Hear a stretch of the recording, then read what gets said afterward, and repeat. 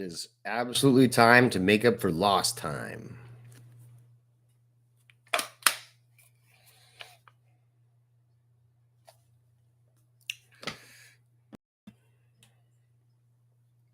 Nice thing about this story is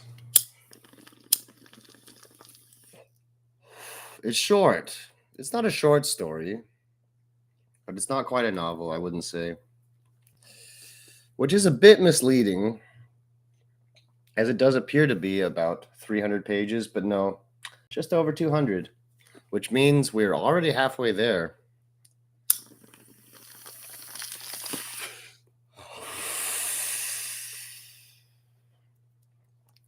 The thing about this story is just by looking at the cover, if you have any idea about what Warhammer's about, you already know what's going to happen. Okay, you can judge this book by its cover for sure, and that's pretty fair.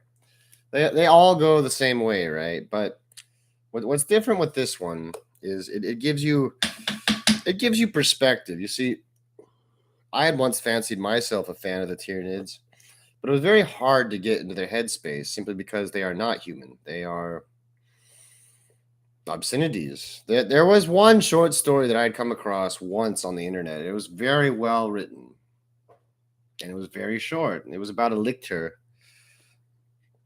It tracked down a bunch of catachans and butchered them one by one. But it somehow that perspective was the perfect combination between the alien, which we don't understand, and the hunter, which we do. You know, we understand being a human hunter, right? That's a very human thing, is hunting.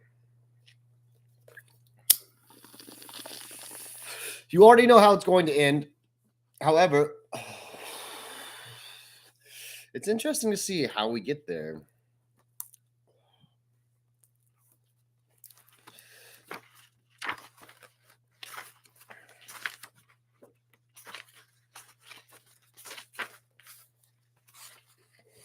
Davian had been in a jar for 3 days. By her reckoning, another 2, and she'd either miss Ascension Day or find herself as one of the central components of the Tech Priest revelries. The one benefit was she had a good view of Dr. Tessling as he worked on her brother under the supervision of the 2 conjoined lackeys.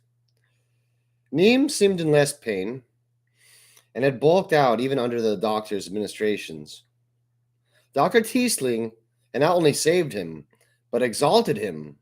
Neem was swollen so vast with muscle and plates of dermal armor that he would only just fit through the door of these rooms. Not that he would have the opportunity, given that they were all captives of the Tech Priests. And here he was, returned, sweeping into his rooms with a handful of Scutari at his back, a terse command to his subordinates, and the winch was descending into the mouth of the jar.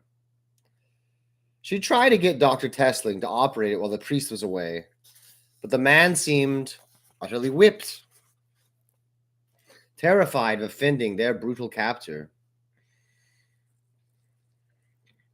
Now she considered refusing to step into the hoist, but something at Tiesling's timorlessness had touched her, and besides, once out of the glass prison, who knew what she might accomplish, or what fate the man intended for her? Perhaps this was a prelude for her execution. Except, apparently it was lunch. She'd eaten nothing in her 3 days. The jar had a pipe for tepid, metallic-tasting water, and another for biological necessities. She was surprised the priest had even thought of that, but nothing else. Now the priest had perched himself on a stool, and one of his Scutari threw a handful of sealed packages at her feet. Rations, like the miners got. She tore into one hungrily, took a bite, and watched the priest warily as she chewed. My name is Gamet Treskillian, Magos Biologus of the Genetic Order. You may address me as Adept. I assume they gave you a name or some designation. Davian. Adept. She'd started at the titles. Back home, she had knelt before the congregation's old Magus, Clarisse, and she'd heard Tessling referred to is biophages. They steal our names and twist them, she thought. But right now, hungry and a prisoner, and locked away down here, she couldn't avoid the unhappy thought that perhaps the theft had gone the other way. Davian, Triskelion roomed over her as she ate. You are a remarkable little monster. Perhaps not so remarkable as that thing, your brother. A nod to the bell jar cell, where Neem's broadened face was pressed against the glass to watch.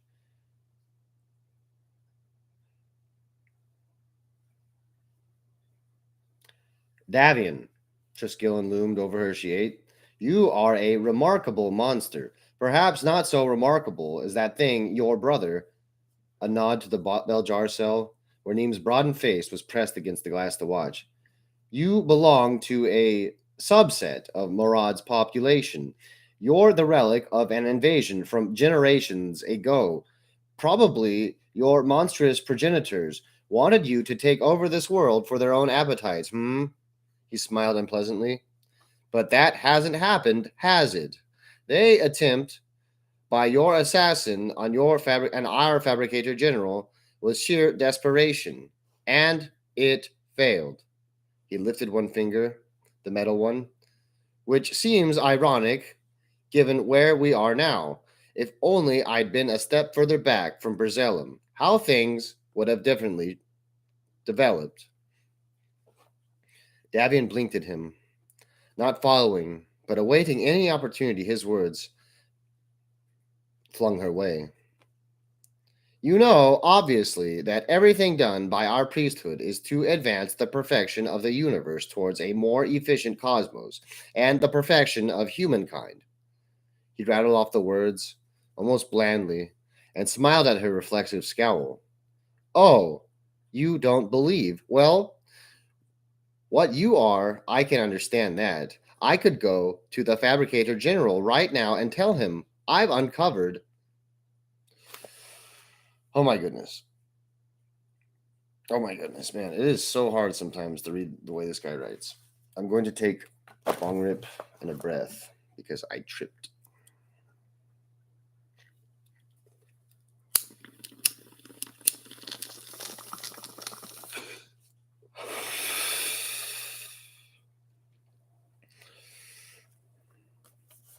Why don't we just go back smoothly?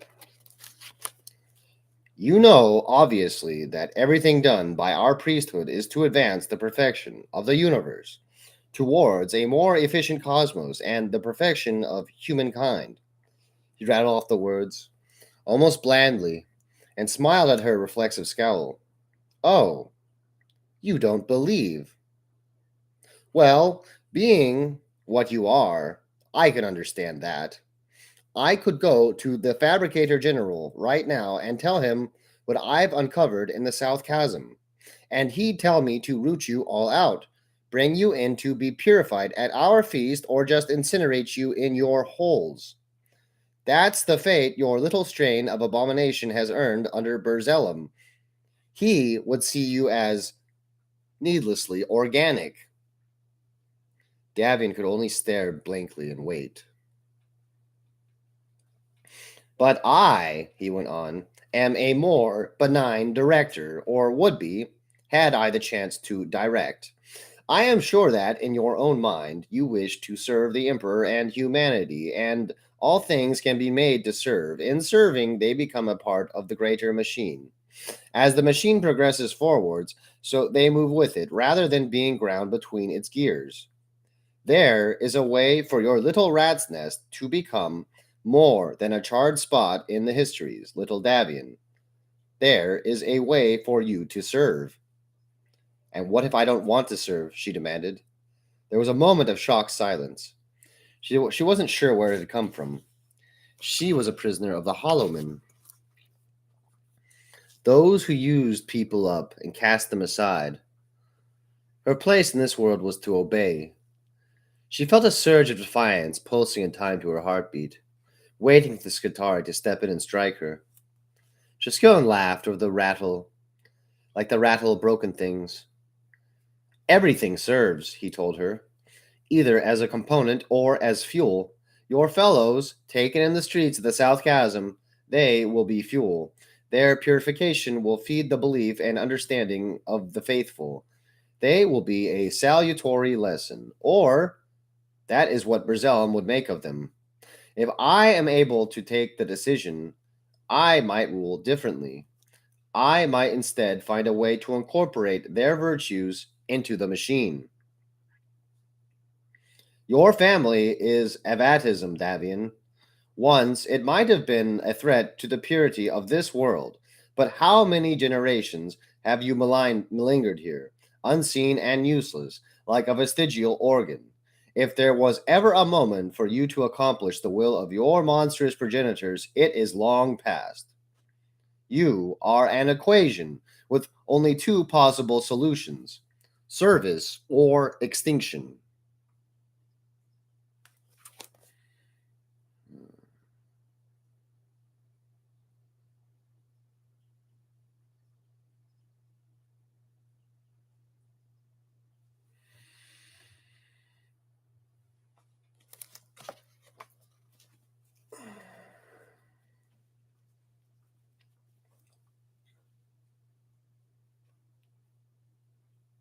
And you are in a position to help choose which.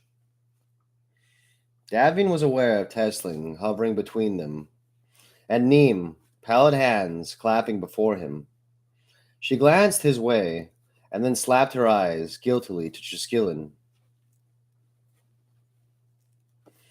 Go on, the tech priest invited. Speak to your physician.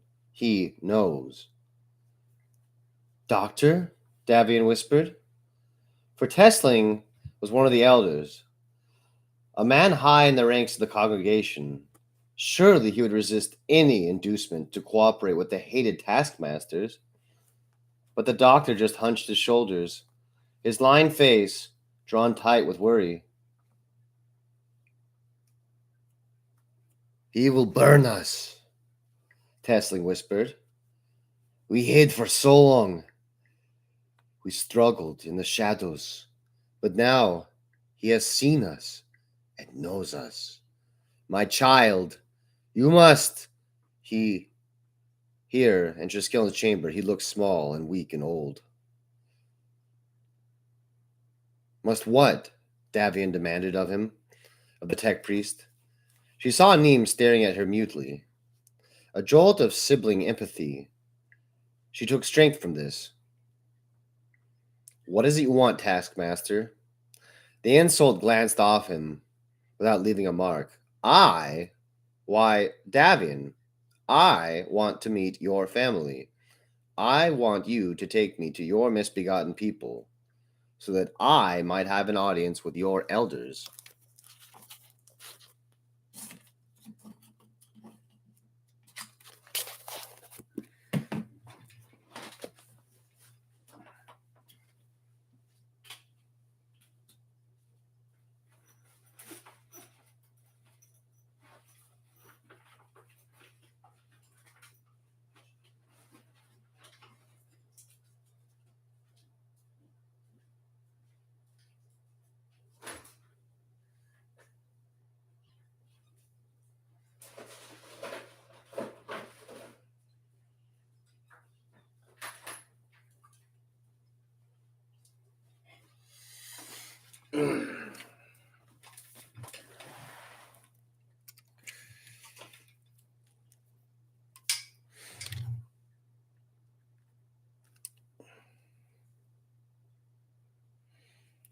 Yeah, out of all the factions, Chaos,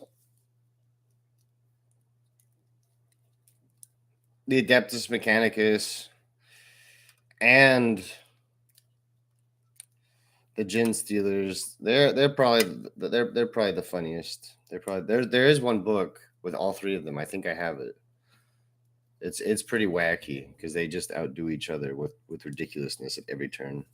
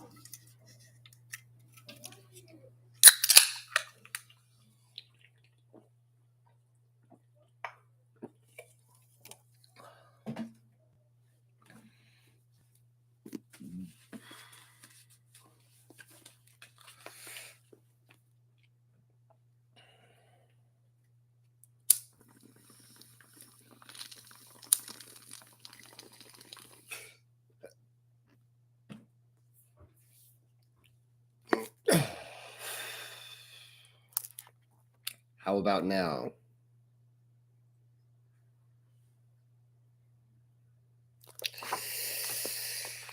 He didn't bind her hands. The omission was the greatest blow. Other than acting as a native guide to the claves of the South Chasm, Davian didn't matter. Nothing she could do would be a threat to the Gamut Jaskillion. And of course, he had a squad of Skitarii at his back, keeping their machine visages turned towards the looming tenements on either side. But Jaskillion just strode on, as though he owned every single thing he surveyed. And soon enough, they were in familiar haunts.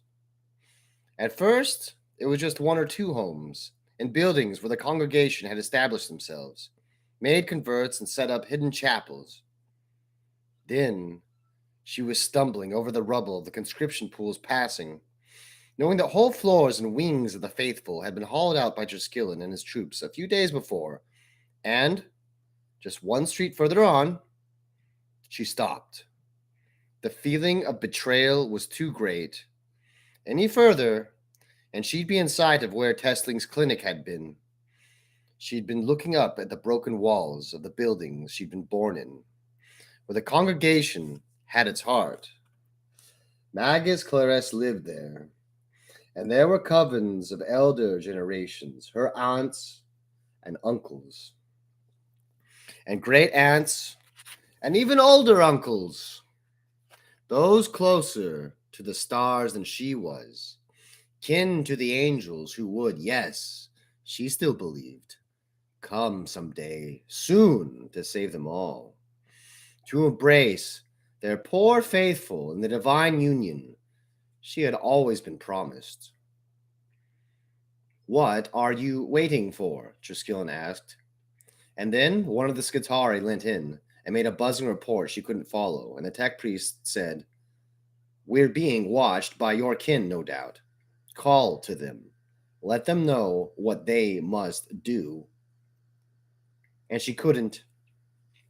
She just hung her head, weighed down with the shame of being brought here in this company. No matter, though. There were already people emerging, her own people. Or they had been even before now. She saw faces at windows, bodies crowding doorways or creeping out over the rubble where their homes had been. Human faces, and faces that were more than human. The aunts and uncles were out in the open for the first time, hunched in robes and rags that barely hid the divinity in their shapes. A crowd was gathering, and the Skitarii shifted nervously. She saw hammers and las cutters, wrenches and knives, and there were simple pistols and shotguns they made in the factories where the overseer's backs were turned. Enough to kill one tech priest and his escort, and to obliterate the stain their family that Davian had become. Had it been just her, then so be it. But Testling and Neem would die if anything happened to Jaskillion. She had to play her part for them. And Jaskillion was just facing them all down. Nothing in him but superior confidence. As if his mechanical augmentations placed him above mere humanity. The congregation all knew that it was the flesh, not the steel, that served as a bridge to the divine. He gave her a shove, and she stumbled forwards, toward the hungry crowd. She could see them working themselves up to punish this intrusion, and she had to reach them before their mood broke. Holding her hands up, Davian picked up her way over the broken plastrete and fallen stones. "I need to speak to the elders." Her thin, high voice rose over the rumbles of their discontent. A figure lurched towards the ranks. Uncle Adaric, though his expression admitted no kinship with her right then. His yellow eyes bored into her, set into the purplish white of his stretched face. He was stooped, supporting himself on two twisted bare feet and the claw hand of his extra arm. More than half angel was Uncle Adaric. "Please," Davian told him, Dr. Tesling's still alive. Neem's alive. Sakiri's alive, even. Please, they'll all die unless I can speak to the elders. Adaric's thin lips twisted, showing ranks of dagger teeth. A moment later, he lunged forwards and seized her arm with his talons. His face showed nothing but disappointment, which hurt more than claw or fang would. Don't fight them, she called to the mob as she was hauled off. Please, we'll all burn if you fight. And then she was inside the tenement, dragged past the reach of the sun, down into the buried chambers. These were hollowed spaces, but right now she was here as an enemy to be judged. Rather than one of the faithful being rewarded, she felt filthy, stained with machine oil and engine grease, unworthy. Traitor, whispered the voices of the elders, and she knew they were right. At last, Uncle Adaric cast her down into the cracked floor of the cellar, jarring her knees as she crouched in supplication. She looked up, and there they were, the elders. They clung to the walls around her, and to each other, and even to the ceiling, hooked there by their talons. They were the older generations, the ones who had to remain hidden because there was no disguising them. The angel blood in them overwhelmed the human. They had carapace for skin, black or purplish blue. 3, sometimes 4 arms, a knot of curved claws for a hand, a long head with blazing amber eyes, and a corrugated ripple of scales decorating the brow. She had thought, when she was very young, that it marked them with the finger of the true emperor who had touched them to impart such divinity.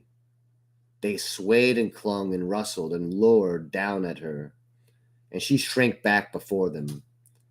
They were too beautiful. She was no longer worthy of even prostrating herself before them. Elders, she got out.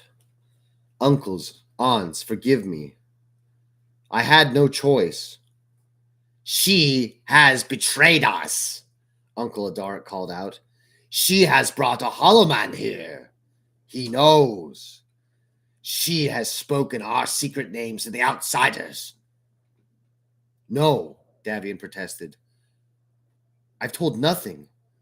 But yes, he knows. He has Dr. Tesling. He has my brother. He's done tests. He put our blood into machines. We'll burn unless he can speak to you. He wants...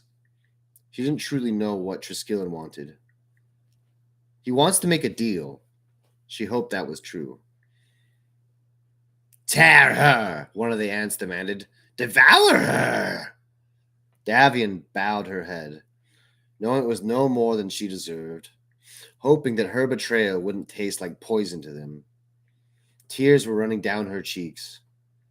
I only wanted to serve Neem. But then another voice, deeper, from the shadowy recesses. One of the great aunts, bulk far greater than a human, looming with the authority of the eldest generations. Perhaps a direct child of the very angels themselves. Sind Clares. Sind our Magus. And another whispering voice, overlapping with it. It is too near the time. We cannot risk it. The fires will come. We are so close. The fretful rustlings of the elders, who had waited innumerable decades for the half-remembered promise, were now faced with the ruin of everything they held dear. And the great aunt, hunching close, towering over Davian's prostrate form, a hooked claw rested on her shoulder. Not to rend, but a gentle act of communion. Go with our Magus. Our time is very close, little one. You have done wrong, but you may yet make amends and receive the reward of the faithful. Now go. I suppose the moral of the story, because every story does have a moral. I think that's what makes it a story. Is easily that beauty lies in the eye of the beholder. You know, Triskelion, he is fascinated by the hybrids. But the hybrids don't even realize that they are hybrids. They think that they're one thing, but they are split between worlds in a way.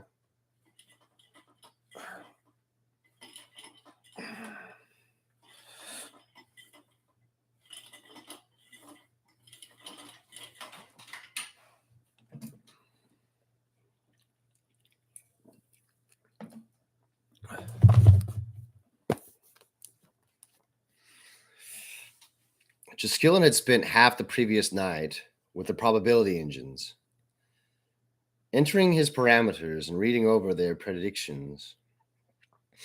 He had begged, borrowed, and promised, even threatened the more junior of his siblings in order to monopolize the great crackling banks of gears.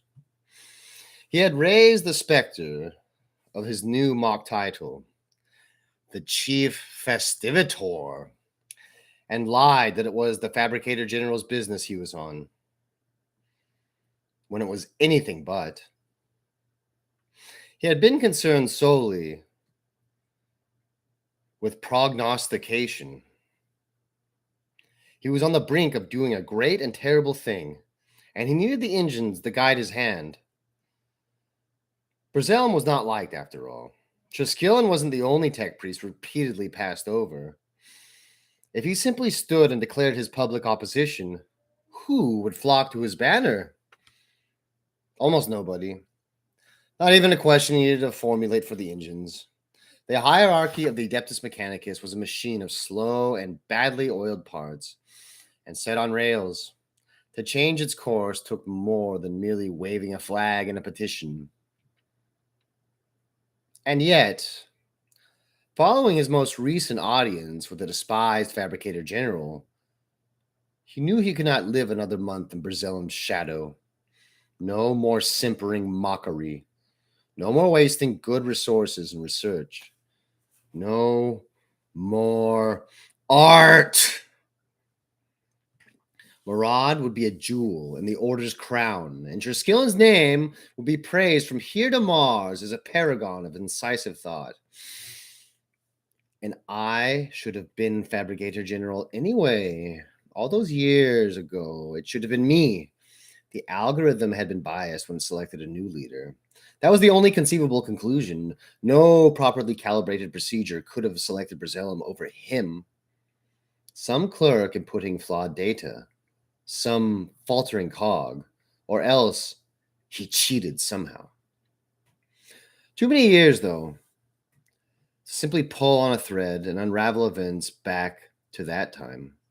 Action was needed, so he had run the numbers again and putting the precise numerical values of his treasons and hauling on the levers to set the engines in motion. Should it come to a direct confrontation between Brazellum and myself? He had Scutari divisions allocated to him for this task, those whose command chains still ran through him and would obey him without question. He was supposed to have reset them, of course, when those jobs had been completed.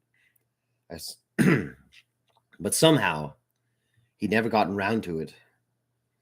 With each demeaning burden Brazellum had loaded onto him, a certain amount of military force had struck to Triskellion's hands. And of course, he'd never thought considering using it. But there had always been the thought.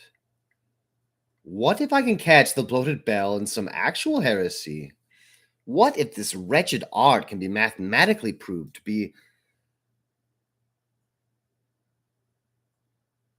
deleterious to our moral health? Could I triumph against him and save Marad for reason and science? And so that's the thing, right? Is everyone has their own perspective. It's so easy to just think that, oh, those are the bad guys over there. And I mean, like, don't get me wrong, there are definitely people that are just awful, but even they have their reasons. Okay. And the case in being, the point in being is Davian thinks that Triskelion is bad, but she doesn't realize that he's only slightly as bad as the people in charge of him.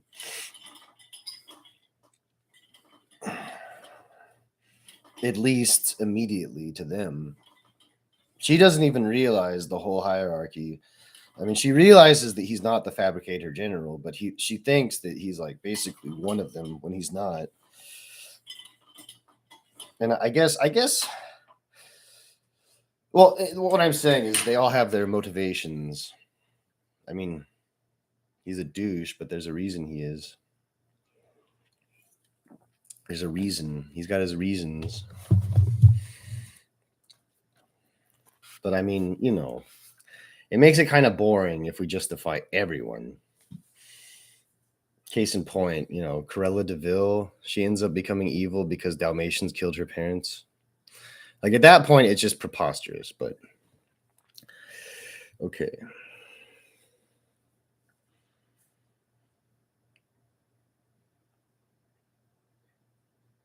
And yet it was not enough. His personal resources were too few, and the priesthood of Murad too pedestrian and conservative. The shock of dissent amongst the ranks would galvanize the rest against him. Even if he triumphed by force, they would reject him. He would be alone and doomed. He already had a sense of where he would go eventually, but he was a diligent researcher. He exhausted all other options first. There were, of course, the Ascension Day returnees. He had been moving Scutari down from the ships for the last few days, amassing a respectable force of battle-hardened veterans. Berzelum had, unwittingly, given them into his hands, and Triskelion had inloaded precise command hierarchies into their minds, where all the roads led to Gamut Triskelion. Would they follow him in rebelling against the Fabricator General? Yes. The engines placidly computed. Would it be enough to carry the day and seize the Palladium? The percentages wavered about the 50-50 mark, murky with unknowable factors. If the main body of the priesthood stood by, then yes. If they rallied to Berzelum's defense, no. And however things turned out, that meant far too much fighting within the sacred walls, too much collateral damage, priceless machines damaged that could likely never be repaired. The cost was too high. And if he let matters until the grand distraction of Ascension Day, the odds fell further as normal routines reasserted themselves. His moment would be lost. He must act now or accept a future as nothing save the butt of Berzelum's humors. And so, in the small hours of the night, Triskelion stood before the probability engines, hearing the scruff of novices hurrying about their late devotions.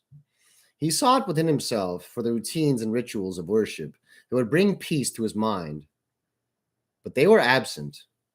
And running these programs and predications, he had committed himself to the act, which left one final series of numbers to feed in the machines. What if?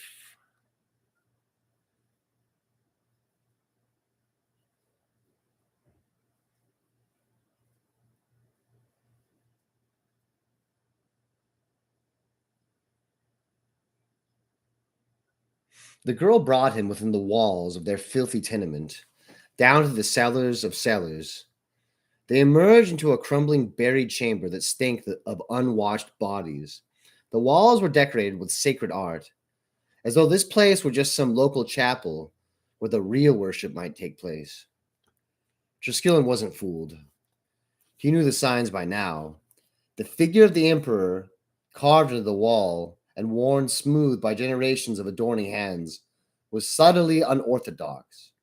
He understood the secret meaning in those multiple hands and that artlessly elongated head. Their emperor, not mine. His Skutari stood to the alert, because this was the pivot point of his plan, the moment he risked his own flesh for the sake of his future. If these tainted things were simply fanatics enslaved to the service of their Xenos blood, then likely he'd have to fight his way out of a pile of dead bodies Except his plan would be dead then, too, and perhaps he'd rather let himself be torn apart by monsters than go back and bow and scrape before Brazellum. When their delegation came out, they were a sorry lot. He almost mocked himself for fearing them, except he remembered when he had been here in the conscription pool and how quickly their mob had assembled. They play at weakness, he thought, although they are also weak in other ways. Their leader was a haggard old crone, bald and wrinkled, and almost human looking. Her ridged forehead might plausibly have been the mark of some disease. Her eyes just yellow from age? Two attendants helped lower her down to kneel to the floor. But Jerskillen reckoned there was at least a little mummery in the fragility of her movements. Not quite the doddering old grandmother you make yourself out to be, he thought. Those attendants were more of an obvious threat. Burly, hunched figures, swathed in robes. Their hands emerged from the wide sleeves, were chitinous and claw-nailed. Their hoods sloped over long misshapen heads. Exactly what the old text had led him to expect, in short. Behind him, a handful of others shambled on, some human, some less so. A few were hidden within robes, but most simply wore the hard-wearing clothes of factorum workers or miners. Faded orange coveralls, black rubber gloves, blue-gray plastic pads, tools that could quickly become weapons. Let us have one thing clear between us, he said flatly. In the Palladium Lucidium, amongst my dispatches for this morning is an order to return this whole district to ash. There are dragoons and Pertaxi ready to set in motion to scour this whole spur of auctorities down to the rock. On my return, I will abstract that scroll from the others before they get to be executed. They were such a miserable-looking lot, he wondered if such precautions were even necessary. A bitter blow if their strain was already atrophied to uselessness. But then all he needed them was a credible threat. All he needed them to be was a credible threat for just long enough. Something that's difficult for me, and it's most things in life, is pacing, finding a good pace.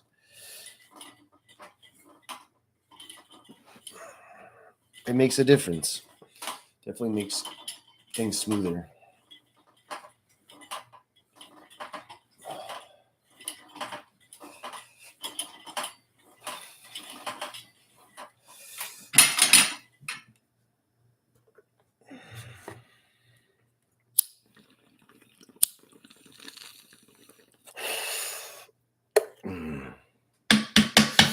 I definitely have a different pacing on the pot when I read.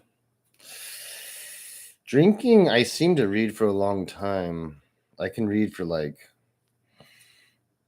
an hour and 15 minutes easy without stopping. Or no, maybe it was closer to 45. I guess it's about the same.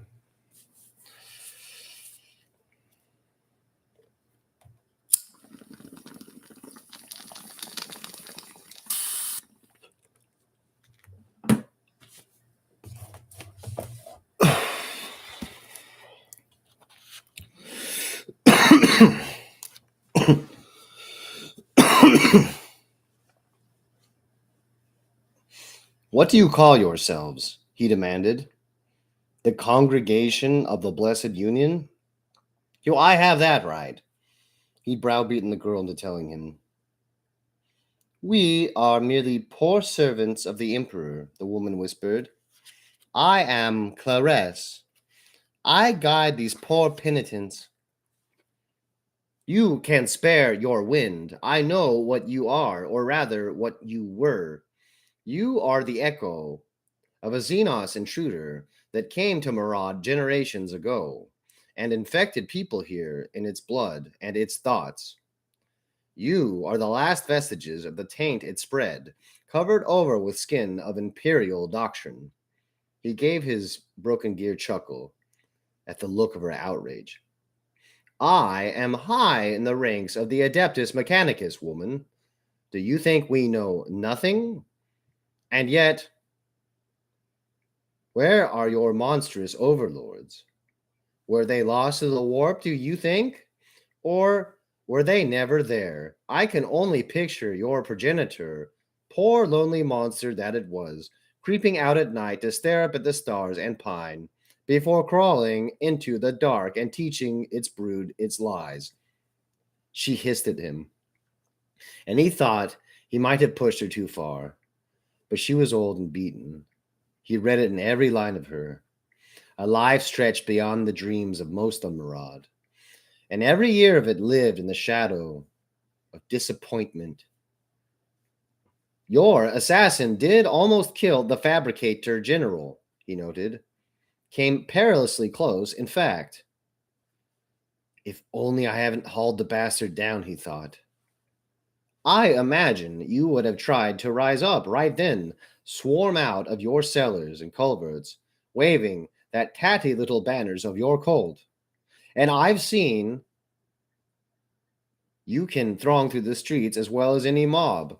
However empty your creed is on this world, you've plainly spread it far and wide to the meaner districts of the city, and you'd have been crushed, of course. The Adeptus Mechanicus is not some beast that dies when you remove its head. We are a machine where every component is infinitely replaceable. And now who was it mouthing false doctrine? The Palladium was filled with engines that nobody understood, and so much of his fellow tech priest's routine was merely throwing levers that connected to nothing, or consulting dials that never moved. No point revealing that to this withered old hag, though. And yet, you're here, Clarisse told him, in the hush of his musing, and not with fire. You have discovered us, and yet you're here. Why, adept? Why? He tried for a magnanimous smile, and felt the skin about his artificial eyes stretch painfully. I am the bearer of good news, Clarisse. I am come to tell you that your time is come. Ascension Day is your day too. No matter what your overlords from the stars will never arrive to exalt you. So that you can destroy us for sport? Clarisse mumbled. I can do that, rise up or no, Triskelion pointed out. But I have a purpose for you, Magus. You and your rabble of followers. I want you out there, breaking things and making noise. Rise up and then slink back to your haunts when the day is done. You've caused enough chaos and destruction. We are not your toys, Davian broke in, apparently unable to hold her peace before her betters. We are the congregation of the blessed union, and our day will come. The Emperor's Badius angels will come to us, and it is we who will ascend to become one with them. We are not a plaything of the taskmasters.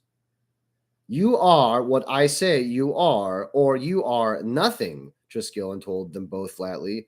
You will perform when I tell you to perform, or you are Ash and your children and grandchildren and all the doddering monsters you doubtless hide away. Because through me is your salvation, not your monstrous emperor, not your absent star angels, me. For I have looked upon your genetic code and seen virtue within it. I have deemed something of you worthy to survive. Only through me will your inheritance receive eternal life. How's that for a new creed and philosophy? Obey me, and I shall leave room in this world for something of you to survive. Defy me, and you shall be obliterated, so not even the memory of you remains. On Ascension Day, you shall rise up and throng the streets, and this world will see a great change. One shall come to power, who shall shepherd in an age of enlightenment and knowledge and virtuous experimentation. The wasteful and inefficient shall be cast down. True science shall be enthroned at the heart of our world again. He let the messiah phrases roll off his tongue, feeling a little drunk with the power of them. I see now how easily cults like these can spread. and why a man might want to be a master of them, he thought. And then he saw the crone hating him, loathing him with every fiber of her being, and yet fearing him too. He had power of life or death over her. When she nodded her head in submission, he felt a moment of utter epiphany, a revolution of his own great future stretching ahead of him. Fabricator General Triskelion, Forge Lord of Morod, Paragon of the Adepts, his words copied and recopied across the Imperium. Only through me, he reminded them, shall you live. Now prepare your people for the blessed day. Tell them their moment is at hand, the one you've so often preached of.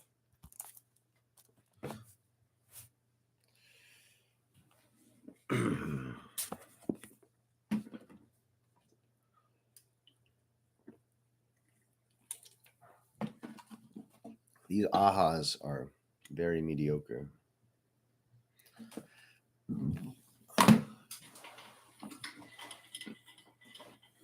Actually, no, they taste really good after they've been refrigerated. Just throwing ice in there doesn't do the trick for them. For some reason, the whole can has to have been cold. It's weird. It's something to do with the carbonation, I think. Yeah, I think pouring it out, or maybe I just fucked up the pour. That's probably the most likely thing. Yeah, that sounds like I deduced that.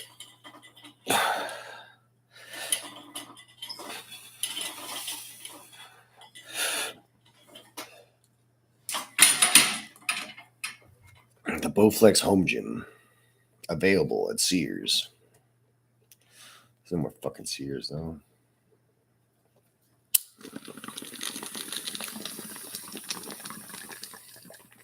Yeah, there's a lot of commercials in the 90s. They're pretty cool. They got me. It worked. It worked. It worked. It just took 20 years to work.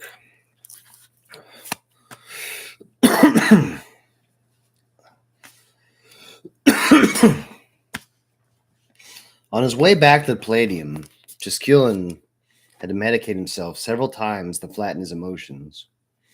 For all that flesh was his special.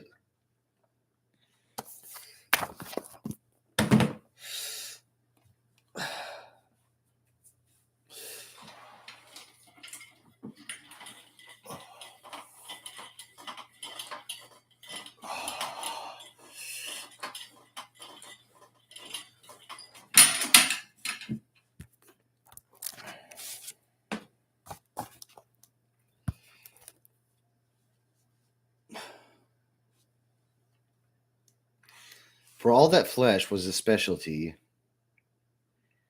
That still doesn't make sense.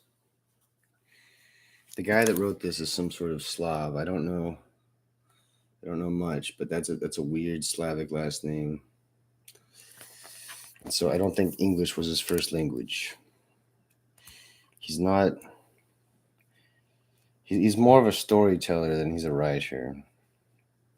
This was a very difficult read initially because I couldn't get into his headspace. It's hard. It's difficult sometimes to make it work, but the story is good, and that's why it's worth it. It's totally worth it.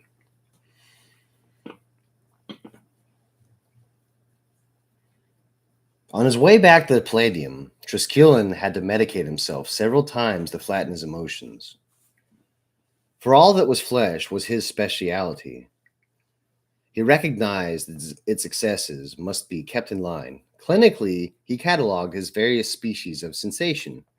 Elation he knew because the degenerates would do what he needed them to do.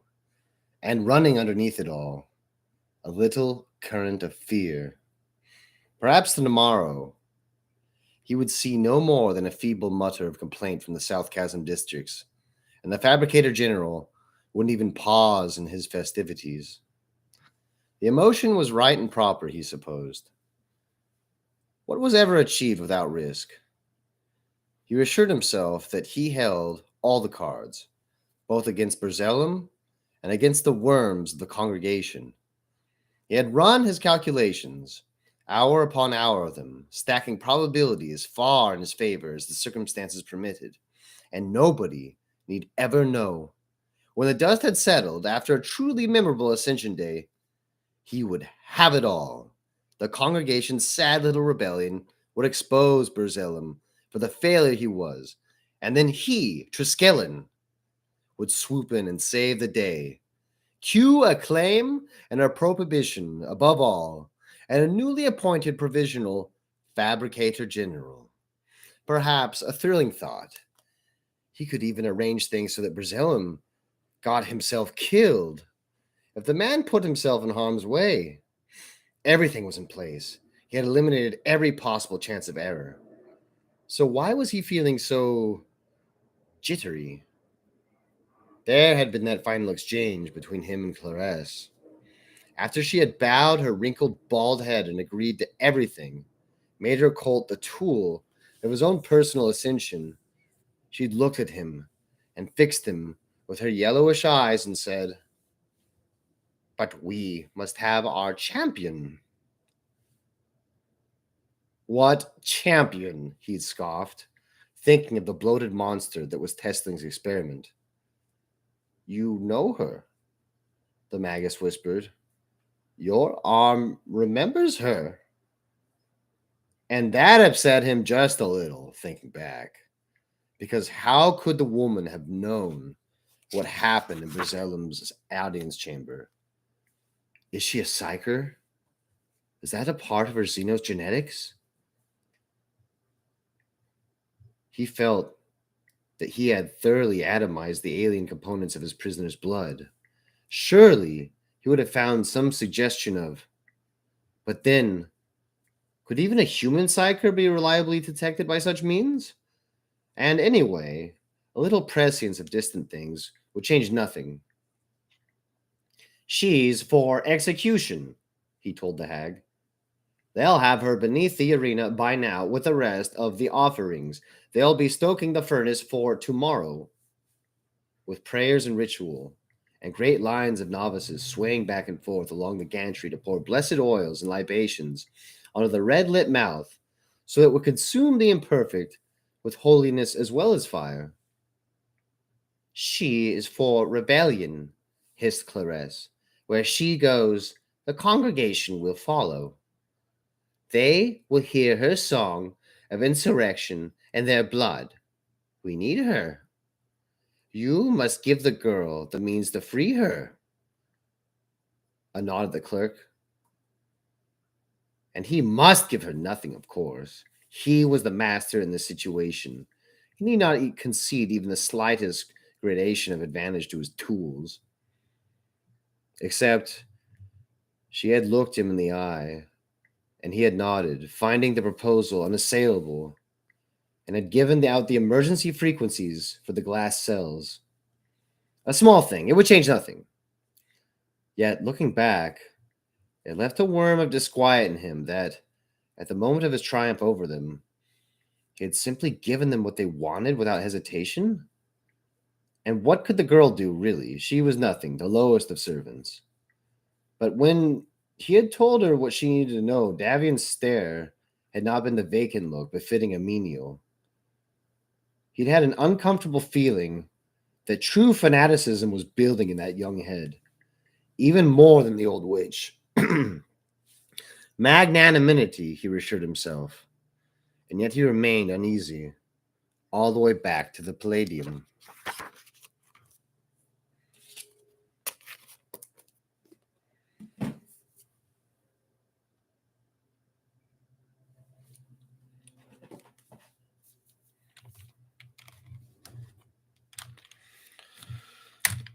All the way back to the Palladium.